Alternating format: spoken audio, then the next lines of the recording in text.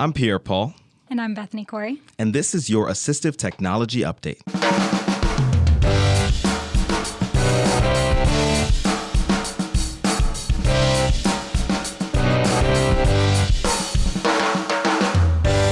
Hello, and welcome to your Assistive Technology Update, a weekly dose of information that keeps you up to date on the latest developments in the field of technology designed to assist individuals with disabilities and special needs.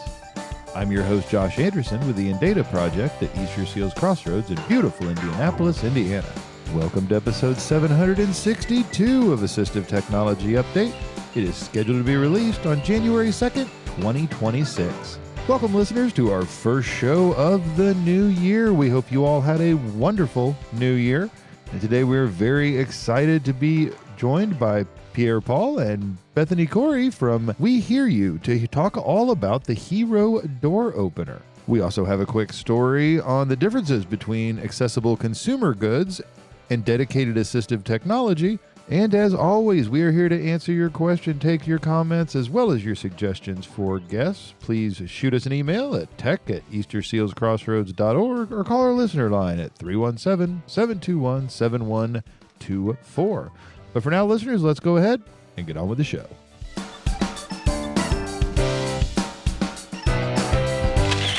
Listeners, as you may know, one of the things we do here at the InData Project is offer full-day trainings throughout the year. And I'm very excited to announce our first full-day training of 2026 will be over Jaws.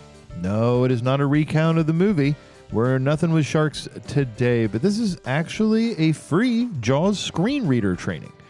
It'll give participants valuable insight into how JAWS can enhance computer access and independence for individuals who are blind or have low vision at work, at home, in the community. This full-day training will take place on January 15th, 2026 from 9 a.m. to 3 p.m. Eastern Standard Time and is 100% online. If you've ever wanted to know more about screen readers, about how individuals who are blind or low vision access computers and the internet and everything else, this is a great training for you. Also, if you happen to be looking for CEUs, you can get CEUs from attending this training also. Presenters include members of our vision and sensory team from our clinical assistive technology program here at Easter Seals Crossroads. Belva Smith, Jim Reinhart, Justin Amber, Lindsay Wells, and Sarah Crawford, all from our team, will have different presentations and walk you through how to do some great things with JAWS, from keystrokes to working in Google, Outlook, setting the program up, and accessing common Windows and web elements. All of it will be touched on. There will also be plenty of time for questions and answers in order for you to maybe bring up some of the things that you've always wanted to know about this screen reader. So again, I'm super excited to announce our very first InData full day training of 2026, JAWS Screen Reader Full Day Training. And again, not the giant shark. This is JAWS Job Access with Speech, the screen reading program. While this training is completely and totally free to attend, you do need to register, and I will put a link down in the show notes where you can easily go find that registration, fill out the information, and get all set up. So we hope to see you there on January 15th for our JAWS Job Access with Speech Screen Reader Full Day Training.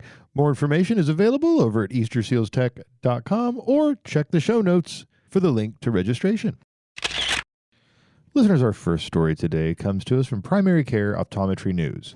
It's written by Roland Mattern, who will actually be on this show later this month, so maybe we'll talk to him a little bit more about this concept.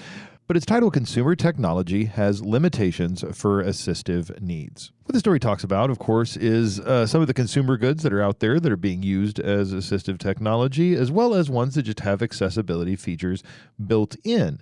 But it's talking about how purpose-built assistive technology may be better, more reliable, better safeguards, better user support, some of the features that might be able to really assist someone if they're using this as their assistive technology. This would argue that the main differences between using smartphones, AI-powered devices, other things that can assist individuals with disabilities, the main difference between using these and then using things that are actually built as assistive technology themselves has some major differences, and it kind of breaks these down to safety, reliability, and creating inclusive, empowering environments for those requiring the AT or the accommodations. It says here in the story that true assistive tech undergoes rigorous research, testing, and certification to ensure it meets the needs of its intended users. It says that AT is often developed with healthcare professionals, users with disabilities, and others, and then uses that feedback of every stage just to ensure it's safe and effective, and really able to provide an accommodation for challenges as well as being compliant with relevant standards.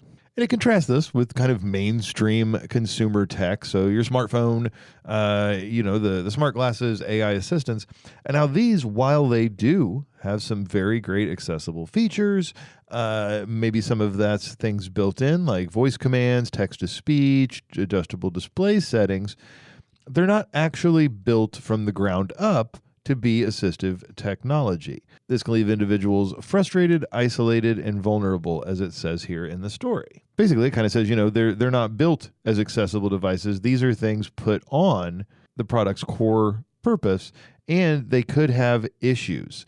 One thing that it says here that really rings true is it says this means that they may have the potential to be deprioritized in updates.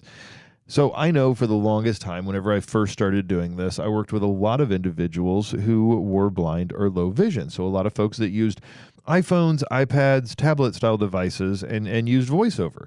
And there was kind of an idea that whenever a new operating system came out from Apple, you always waited till at least 0.1 or if you could 0.2. Because whenever it first came out, there was usually something in there that made VoiceOver mess up. It maybe wasn't something big. It could just be a very small part or something that you access. Maybe it was just in Safari, or maybe it was just in the Notes app, or just in text messaging or something like that.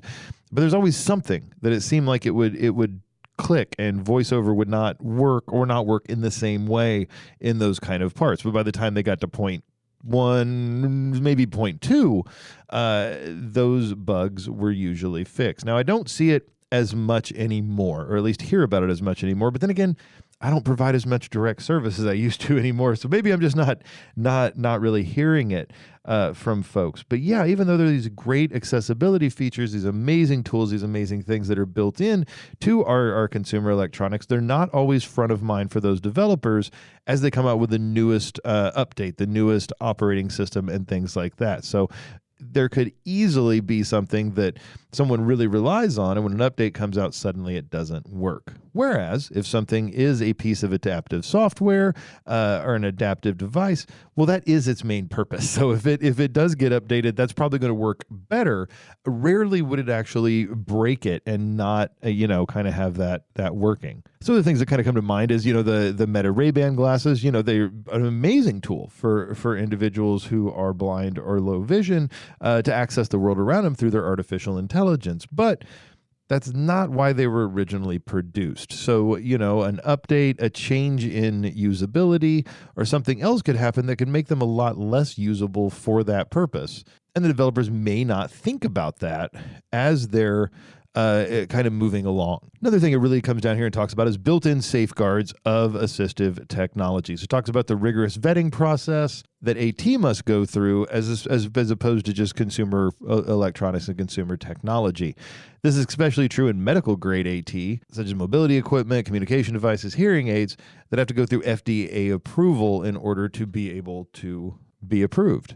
And this also talks about the consistency part, that these features of an AT device are essential. They are what that device does. Therefore, they're always going to be there. They're not going to be accidentally turned off by the user or by any kind of update or something like that. Then the other thing it talks about is dedicated human expertise. So, there's a lot of folks out there, myself included, who are just trained on these devices and are able to assist individuals to learn how to use them.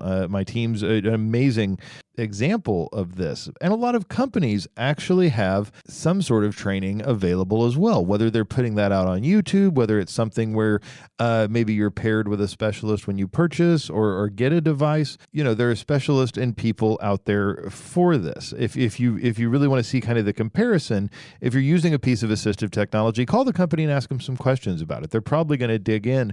And for a lot of products, whoever's answering your call at that help desk more than likely uses that device, not in a training purpose as an AT specialist, an OT, a PT, a speech language pathologist would, but as an individual who relies on that device or that software. So they're going to have a pretty good understanding of it and really be able to assist you. By contrast, go into the Apple Store and ask them about VoiceOver. And I used to do this just for fun, just because an Apple Store not far here from the office, and we would go pick up equipment for folks or maybe to get something repaired or looked at.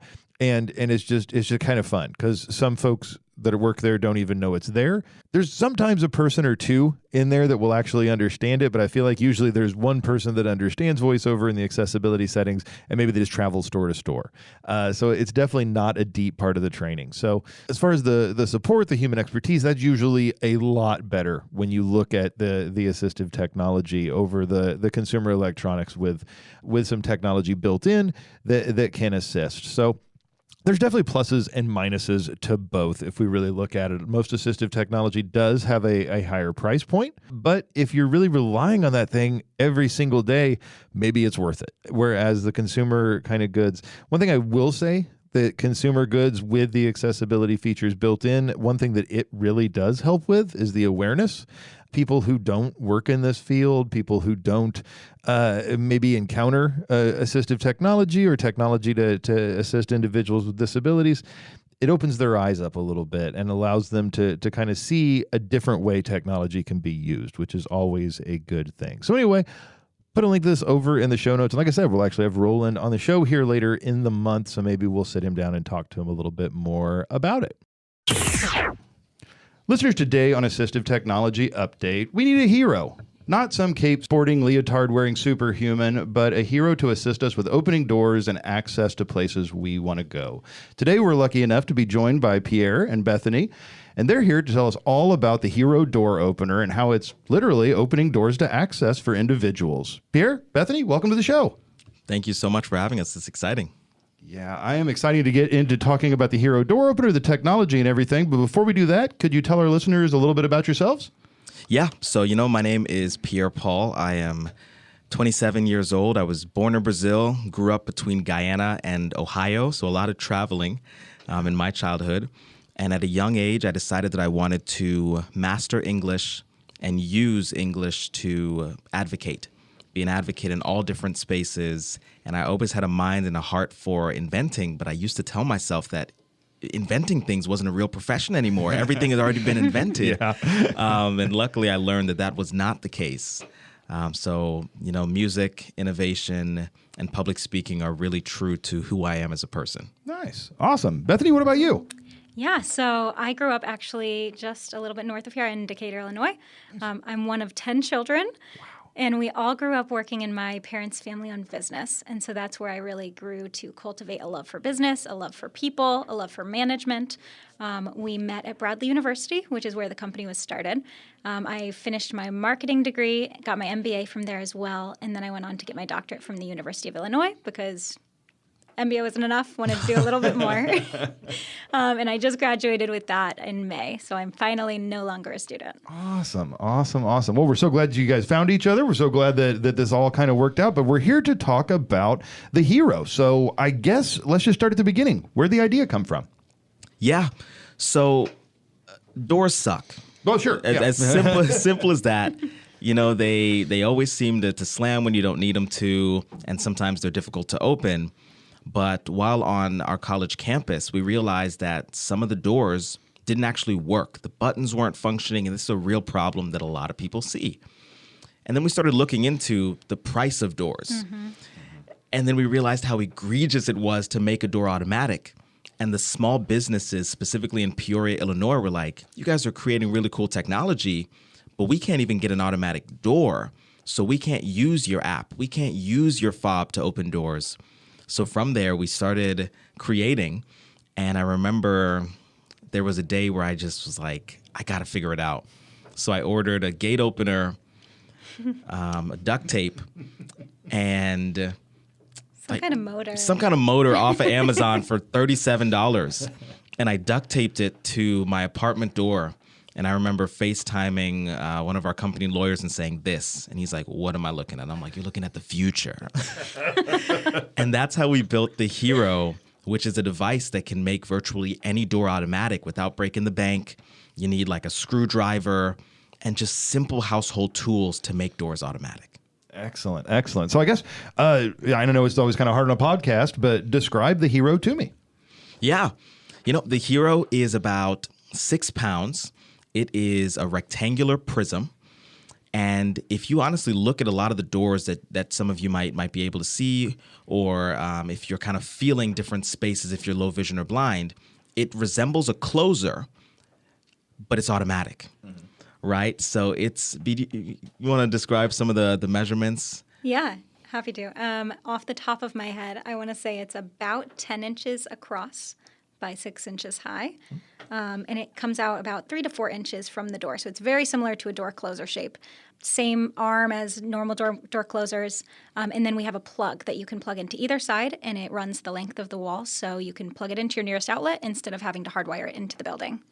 Nice. And I know that helps out a lot too, because it's self-install. I don't have to have an electrician. I don't have to have anybody kind of come in and do all that work for me. So that makes a huge difference. And then how do I control it? How do I open and close the door? Yeah. So one thing that we realized is that there were limiting options for opening a door.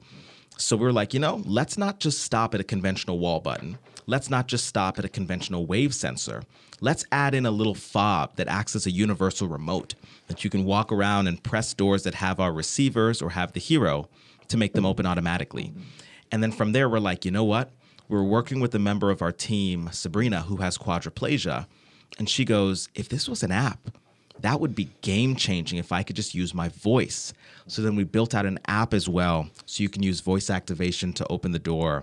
So we got a couple different mediums that allow you to open the Hero. Excellent. That's absolutely awesome. And there's tons of different kinds of doors out there. I mean, I just think of all the kind of different kinds. Are there certain ones that are best suited to use with the Hero, or can I kind of use it? I don't want to say completely universally, because then someone's going to call in with a weird door that it wouldn't work. But wait a minute now. Yeah. But are there certain doors, I guess, that's best suited for the Hero? Yeah. So, we focus on traditional swing doors, right? Okay. Whether that be a swing door to a back patio, to a front door, to a bedroom, bathroom, etc. The doors that we stay away from right now are revolving doors, just because, I have a vendetta against revolving doors. I understand that they serve a purpose for saving large businesses money on energy loss. But aside from revolving doors, we'll tackle any door that you have for us. Excellent. So interior, because I know sometimes that's a big kind of challenge for folks. I can get in the front door, maybe, but then interior doors, a lot of times the accessibility is just, we'll just remove them, and which kind of removes privacy and everything else. Exactly. And so I love that you say that, because interior doors are our bread and butter. Oh, nice. That is who we are focused on. We can do exterior doors, but sometimes the stag and stack pressure or the trim of the door becomes a problem. But interior doors are ideal for us. Mm-hmm. So that's what we prefer. But we're definitely not going to turn an opportunity down to learn with the community and build with them. Yeah, I would echo that. I think the internal doors really are the best, the easiest. Bathroom doors we love. Mm-hmm. Happy to do front doors, back doors. We just might need to tweak a few, small things. Mm-hmm. But aside from that, super easy, and we love it. Awesome. And you kind of mentioned, tweak a few things and kind of learning. What are maybe some changes that the Heroes went through from kind of your initial, maybe the first one you put on something to where you are now? What are some things maybe you didn't know walking in, or just some changes that have happened during that time? Yeah, no, that's a great question. So interestingly enough, we've gone through probably about 4 versions of the Hero, and we have one that we call Cubert, because it was just a large cube. And it's still one of my favorites. But what we've learned really is it has to do with the force that it takes to open a door, the length of the arm. And we were fortunate that we had mentors or just companies that kind of gave us some free advice, one being Hager, who was like, hey, you guys are going to need to figure out tackling stag and stack pressure. And I was like, I've never heard of these phrases before. And so then we start doing research. It's like, okay, we understand how pressure moves from inside and outside, and when one door opens, and then if there's a vestibule. And so early on, we figured out how we need to be tackling that, and then latching systems. Yeah. Oh my goodness. Every door is a little bit different. And so we had to learn about latching systems. But I think the main learning moments that we got were from the community, right? Yeah. We're out there, we're doing an install for someone who is blind or low vision. We're doing an install for someone who has spinal stenosis. Different needs. Both need a door to be open, but in different ways. And I think taking in that feedback is what helps us make our fob better, make our app more robust, make the hero open faster or slower while still abiding by the ADA standards, et cetera. Yeah, most definitely. And I know, and just full disclosure, folks, we did actually, the reason I'm lucky enough to have Hero here today is that we had one installed on our lab and everything. So I have got to see it. I have got to see everything. That's not always kind of the case. But I know you put some features in there to be able to assist someone who's blind or low vision. Kind of what's on there, and then how did those come to be part of the Hero? Yeah, absolutely. B, you want to start and I'll pick it up after? Yeah, I can talk about the features. I'm not quite sure. I don't remember how it came about. So you're going to have to absolutely, I got fill in that piece for me. So we recently added a few features just to make it a little bit more accessible for everybody. One being that you can easily turn on a beeping noise. So if you're blind or low vision, you can hear when the door receives the signal and is beginning to open. So it makes that even a little bit easier for you. Yeah, and then in the future, we're going to be adding some haptic feedback so that when you get close to a door that has the Hero or some of our technology, the app will then buzz. So you know that you're within that space so you can keep yourself safe. From there, we're making sure that, all of the voice-activated features on the app, you're hearing it. If you're utilizing that voice-to-text feature on your phone, making sure all of those labels are adequate and correct, which is something that a lot of people miss. And then this came about because of our work with Perkins. So Perkins School for the Blind in Boston, they've been a huge partner of ours. We've been honored to be at their location multiple times and pitch for them. And as we're moving to work with their campus, they really put the fire under us to say, hey, this is great, but it still has a way to go.